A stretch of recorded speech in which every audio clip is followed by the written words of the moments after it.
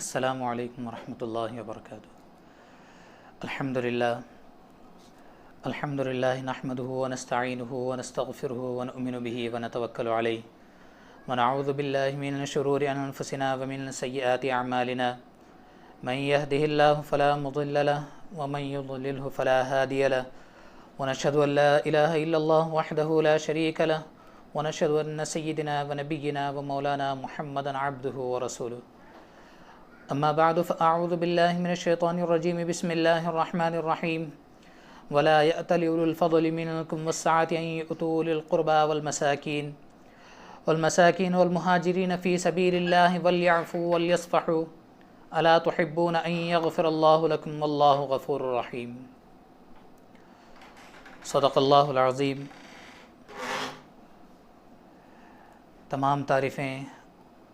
اللہ وحدہ لا شریک کے لیے سزاوار ہیں کہ جس نے ہم تمام کو امت محمدیہ صلی اللہ علیہ وسلم میں پیدا فرمایا، اور بے شمار درود و سلام ہو رسول اللہ صلی اللہ علیہ وسلم کے ذات اقدس پر، جن کی بدولت ہمیں صحابہ جیسے عظیم الشان جماعت ملی۔ بزرگان محترم، ناظرین، تذکرہ چل رہا تھا امیر المؤمنین حضرت ابوبکر صدیق رضی اللہ عنہ کا۔ آج ہم آپ کے عفو و درگزر کا واقعہ بیان کریں گے۔ سن 6 ہجری میں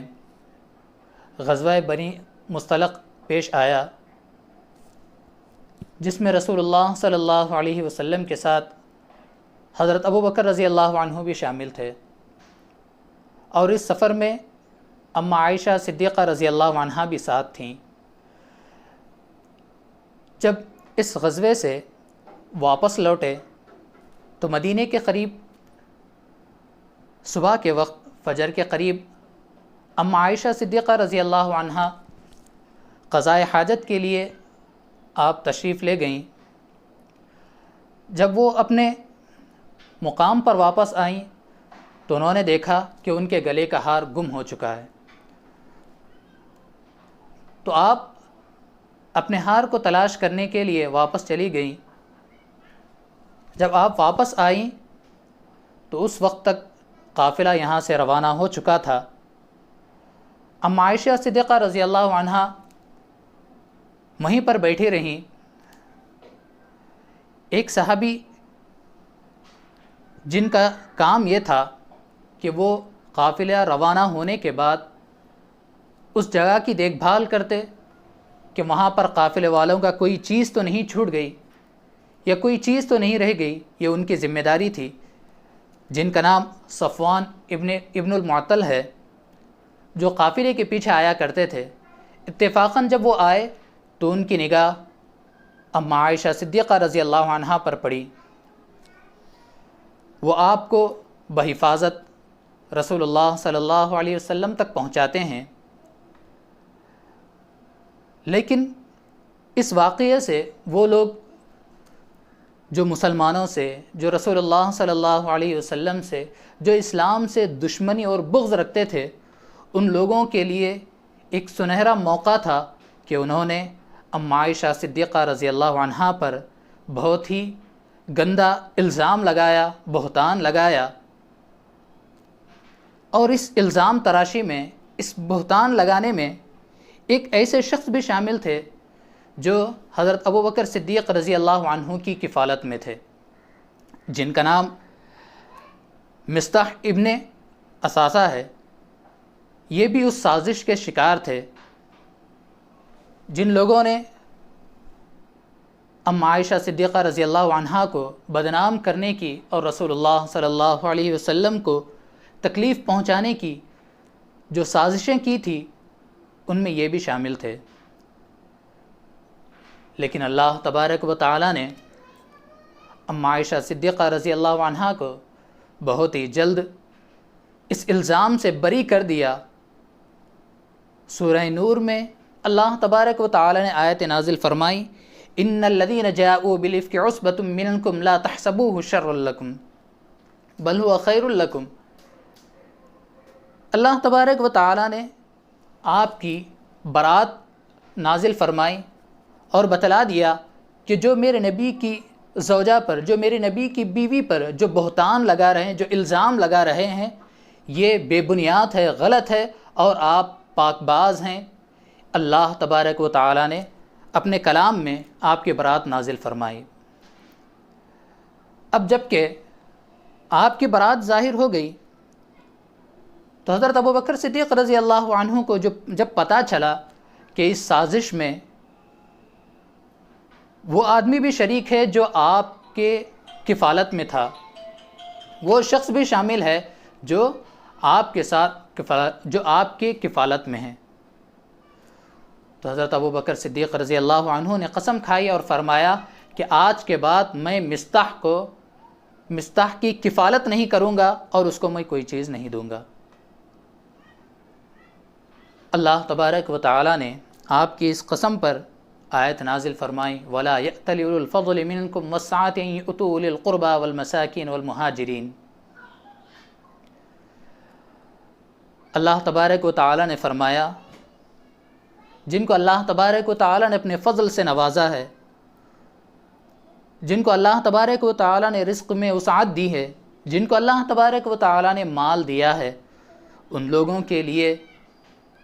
یہ مناسب نہیں ہے کہ وہ اپنے قریبی رشتہ داروں کو، مسکینوں کو، مہاجرین کو صدقہ خیرات کرنے سے رک جائیں۔ ان کو چاہیے کہ وہ لوگ معاف کریں، درگزر کریں۔ کیا وہ لوگ نہیں چاہتے کہ اللہ تبارک و تعالیٰ ان کو معاف کرے، اللہ تبارک و تعالیٰ ان کے ساتھ درگزر کا معاملہ کرے؟ اور اللہ بڑا معاف کرنے والا ہے، بڑا رحم کرنے والا ہے۔ جب یہ آیتیں امیر المؤمنین حضرت ابوبکر صدیق رضی اللہ عنہ تک پہنچتی ہیں تو آپ فوراً ان کو درگزر کر دیتے ہیں اور معاف کر دیتے ہیں، اور اتنا ہی نہیں بلکہ یہ اعلان کرتے ہیں کہ آج کے بعد میں مستح سے جو پہلے جو کفالت کرتا تھا، جتنا اس کو میں نان و نفقہ دیا کرتا تھا، اس سے زیادہ میں اب عطا کروں گا۔ ناظرین، حضرت ابوبکر صدیق رضی اللہ عنہ کی زندگی بے شک ہمارے لیے ایک بہترین نمونہ ہے کہ کون آدمی معاف کر سکتا ہے اس شخص کو جس نے اس کی بیٹی پر گندا الزام لگایا ہو، بہتان تراشا ہو۔ کون شخص اس کو معاف کر سکتا ہے؟ یہ ایسے زندہ دل، ایسے رحم دل، ایسے بہادر شخص کی علامت ہے جو اپنے بیٹی پر الزام لگانے والے کے ساتھ درگزر کا، ہمدردی کا، معافی کا معاملہ کر سکتا ہے۔ یہ کوئی نہیں، یہ حضرت ابوبکر صدیق رضی اللہ عنہ ہیں جن کے پیچھے ہمیں چلنا ہے۔ اسی لیے آقا علیہ الصلاۃ والسلام نے ارشاد فرمایا، علیکم بسنتی وسنت خلفاء الراشدین المہدیین، کہ تم پر ضروری ہے کہ تم میری سنت کو اپناؤ اور میرے خلفائے راشدین کی سنت کو اپناؤ۔ آج ہمارے زندگی سے معافی، تلافی، درگزر کرنا، یہ ساری چیزیں ہماری زندگی سے رخصت ہو چکی ہیں۔ اگر کوئی ہمارے ساتھ ایک برا کرتا ہے تو ہم اس کی برائی کے لیے 2 قدم آگے بڑھ جاتے ہیں۔ اگر کوئی ہمیں ایک گالی دیتا ہے تو ہم اس کو 2 گالیاں دیتے ہیں، اور اگر کوئی ہمیں اینٹ سے مارتا ہے تو ہم اس کا جواب پتھر سے دینے کی کوشش کرتے ہیں، جبکہ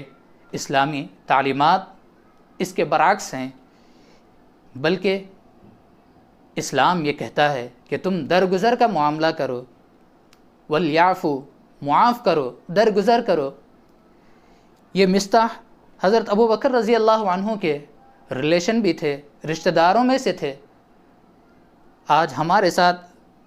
اگر کوئی رشتہ دار برائی کا معاملہ کرتا ہے تو ہم اس سے قطع تعلق کرتے ہیں، لیکن اللہ تبارک و تعالیٰ فرماتا ہے کہ تمہارے لیے جو بہترین نمونہ ہے تم ان کو فالو کرو، تم ان کے پیچھے چلو، تاکہ تم دنیا میں بھی کامیاب ہو جاؤ اور آخرت کی زندگی جو کہ لامحدود ہے اس زندگی میں بھی تم کامیاب ہو جاؤ۔ یہ ہیں حضرت ابوبکر صدیق رضی اللہ عنہ کے اوصاف جن کو ہم اپنانے کی ضرورت ہے، ان کے پیچھے چلنے کی ضرورت ہے کہ کوئی شخص نہیں ہے جو اپنے بیٹی پر الزام لگانے والے کو معاف کر سکے، لیکن اسلام اسی بات کی تعلیم دیتا ہے، صحابہ کی سنتیں ہمیں اسی بات کی طرف ابھارتی ہیں، صحابہ کی تعلیمات، صحابہ کی سیرت ہمیں انہی باتوں کی طرف دعوت دیتی ہے کہ ہم اپنے اندر درگزر کا، عفو کا ہم صفت پیدا کریں، ہم لوگوں کو معاف کرنے کی، اپنے رشتہ داروں کو، اپنے جیسے لوگوں کے ساتھ معاف کرنا، درگزر کرنا، یہ ایسی صفتیں ہمارے اندر پیدا کرنے کی یہ واقعہ ہمیں دعوت دیتا ہے۔ اللہ تبارک و تعالی سب سے پہلے مجھے اور عموماً آپ سبھی حضرات کو عمل کی توفیق عطا فرمائے۔ وآخر دعوانا الحمدللہ رب العالمین۔